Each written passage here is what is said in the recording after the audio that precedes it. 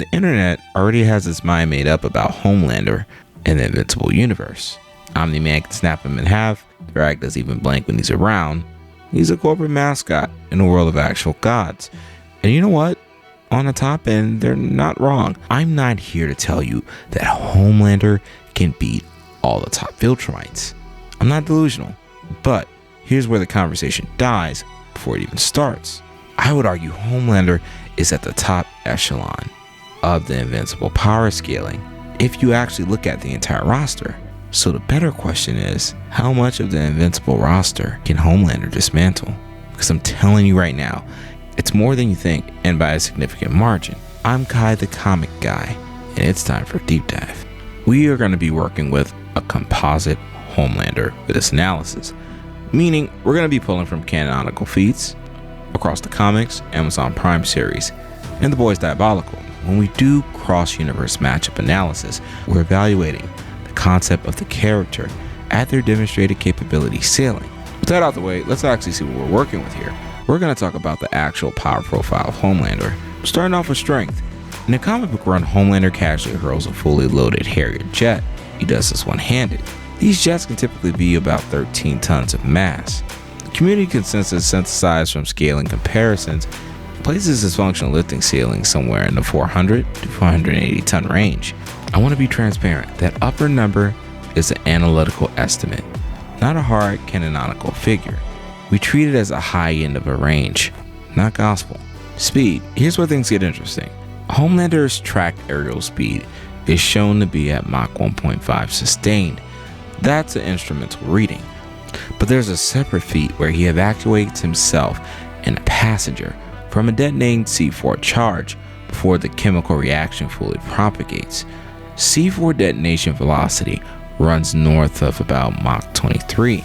Those two numbers aren't in the same tier, and I'm not going to pretend that they are. My read is sustained travel speed and neuromuscular burst speed are two different metrics entirely. Let's look at it a different way. A sprinter doesn't hold their explosive off the block pace for a full mile, so Homelander's cruise speed might be Mach 1.5, but his burst is something that is considerably higher, and that distinction matters in combat a lot. Durability is where it gets a little nuanced, and I want to spend more time here more than the other sections, and you'll see why. The documented floor is clear. Homelander walked out of a chemical plant explosion equivalent to roughly 43 tons of TNT, and he had no visible injuries. So that means he has a city block energy resistance. At bare minimum, he is able to pretty much ignore high caliber munitions, anti-tank ordnances, and conventional explosives, just like their background noise. But here's what we have to reevaluate, and where the community consistently overlooks. The Black Noir fight in the comics establishes his ceiling, and it's not as high as Homelander ego will let you believe it is. And guys, this is going to be the spoilers. Black Noir is not just a mass associate, he is a clone of Homelander, engineered by Vought as a fail-safe if Homelander actually ever loses control. They have the same genetic template along with the same power set, and their canonical confrontation, Black Noir defeats him. And what we learn from this fight, Homelander's durability is not infinite. It's not absolute. It can be breached by sustained, pure level physical force delivered without mercy or hesitation. And the hesitation part is key, guys, and we'll talk about that later on. Another thing of note is that his psychological state completely affects his fighting capabilities and performance. We saw during the fight that once he has that panic and psychological collapse, the fight's over. And all these weaknesses are going to matter enormously when we get to Mark Grayson. Let's move along for now. Heat vision, this ability that makes Homelander genuinely terrifying in a cross-universe scenario. And I want to be precise about why, because people consistently underestimate it. His heat vision travels at the speed of light. Not near light speed, not hypersonic, the actual measured speed of light. That is approximately 186 miles per second. What that means in practical combat terms is once Homelander has you in his line of sight, there is no physically dodging this beam. If his eyes are on you, he fires, you're hit, full stop. The thermal output is immense and completely modular.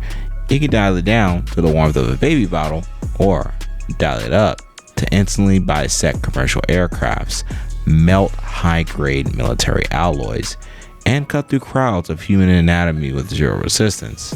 It is his primary execution method because it requires zero physical exertion. It can't be blocked by conventional means, and it fires at a speed that can barely be reacted to by the typical hero. But when you consider that his X-ray vision, his hands hearing, and olfactory tracking, all of which we will cover in a moment, the question becomes, how exactly do you break the line of sight of someone who can see through walls and hear your heartbeat from a mile away? His auditory processing is so refined that he can detect elevated heart rates, the specific cadence of altered breathing, along with adrenaline spikes in individuals through solid walls, across significant geographical distances. His olfactory enhancement allows him to track chemical signatures in a way that goes well beyond what any hunting animal is capable of. He smells fear, literally as a chemical compound. He also possesses a localized sonic screen capable of rupturing eardrums, shattering glass, and inducing severe disorientation. Though he rarely uses it because, as we established, the heat vision is simply more efficient. Why scream when you can vaporize?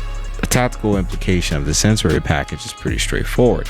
Conventional stealth, ambush strategies, invisibility mechanics, and surprise attacks are non-starters for Homelander. He knows you're there before you even decide to move. Any character in Invincible Universe whose strategy depends on not being seen first is kind of working from a losing position the moment they enter the same zip code as him. And that's key. Real quick, guys, if you're enjoying this breakdown so far, please don't forget to hit that like and subscribe button. It genuinely helps this channel more than you know. And it tells me to keep making these analytical deep dives. Moving on, it's time for our matchups. Let's start with some easy work, because it sets the baseline for what Homelander actually is in this universe. Rex, Explode, and Duplicate. Both beloved characters, fan favorites analytically, though minimal effort executions for our Homelander.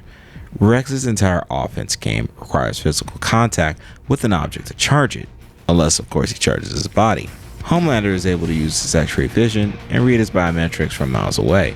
His burst of speed closes the mile gap in seconds, so Rex will never see him coming. Then the heat vision arrives. Now we look at Duplicate. Duplicate's clone swarms sound scary at first, until you remember Homelander can sweep heat vision across the battlefield and vaporize dozens of copies per second. And with his enhanced olfactory senses, he can isolate individual biometric signatures within the swarm. The clone army just becomes bonfire. Titan. Geoorganic stone armor that stops bullets, staggers rookie invincible. Impressive against human level threats. Against Homelander, maintaining altitude and firing heat vision that melts aerial space steel, silicate materials have a melting point, so Homelander's lasers exceed it. This isn't a fight, it's just a geological experiment at this point, so Titan will be melted. Next up is the Mauler Twins. No prep scenario. Context matters here though.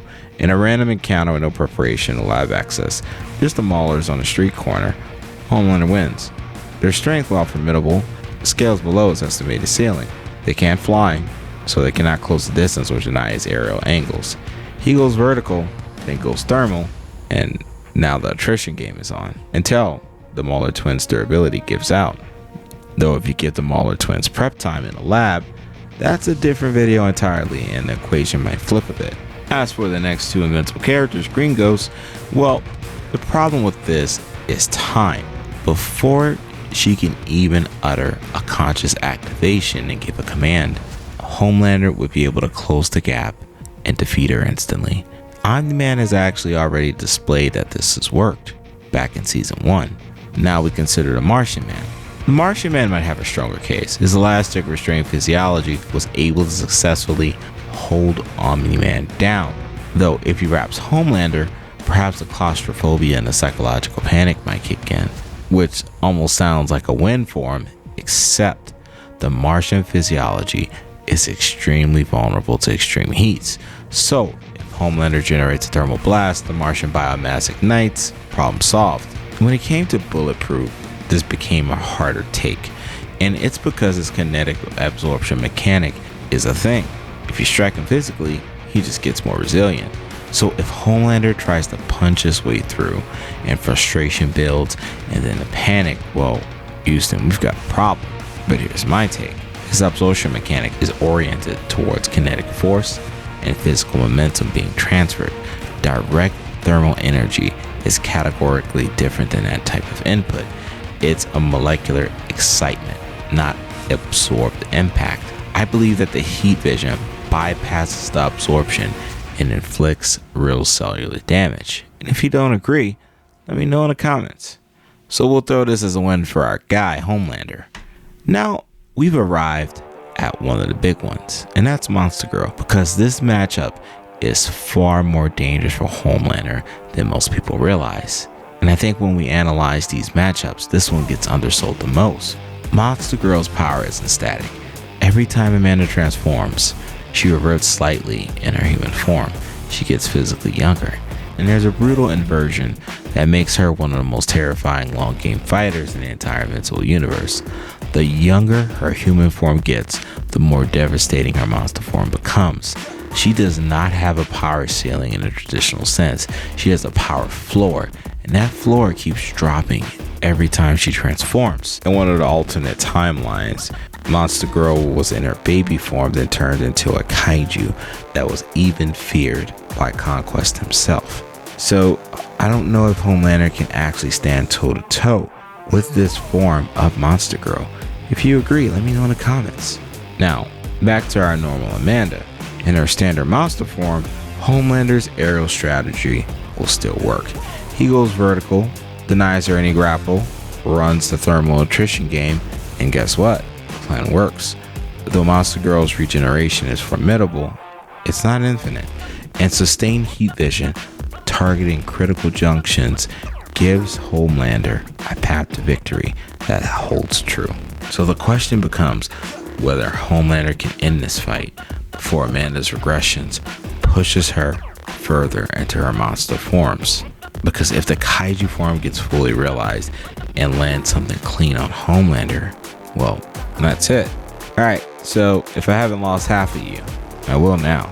We are not talking about late series Mark Grayson. We are not talking about the Invincible who goes toe to toe with the Grand Regent Thrag, who travels faster than light, who shifts tectonic plates, who has survived the kind of combat that literally reshapes planetary geography. That version of Mark Grayson turns Homelander into a headline at a funeral. There is no fight to analyze there, guys. I am not touching those matchups because they're not matchups. They're just pure slaughter.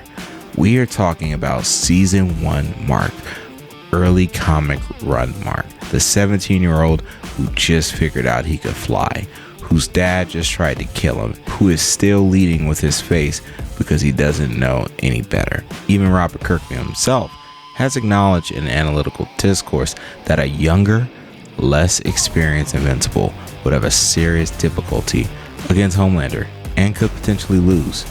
So let's build on this. In early issues of Invincible, Mark was able to lift approximately 400 tons. He was working pretty hard to move that weight. Homelander's upper threshold could be estimated to be 480 tons. In regards to strength, Homelander might actually have the upper advantage. Beyond the strength gap, Mark is severely inexperienced. His Viltrumite powers didn't manifest until he was later in his adolescence. He spent most of his life being a normal human. He never trained for combat or learned how to fight. When he faces the Flaxen invasion, the Reaniman, the Mauler Twins, he survived those encounters primarily through sheer Viltrumite durability, not through any kind of tactical sophistication. He tanks hits he should have seen coming. He bleeds, he takes internal organ damage. He wins though, through toughness and not through strategy. And here's the most psychological caveat of them all. Early series Mark Grayson holds back. He approaches combat in a way a law enforcement officer approaches an arrest. He tries to subdue, he tries to contain, but not exactly kill. He's constrained by a human moral framework and a deep, genuine fear of causing permanent harm. So he pulls his punches. He hesitates during critical moments. He second guesses the kill when the kill fit in the fight. Homelander does not operate with any real constraints.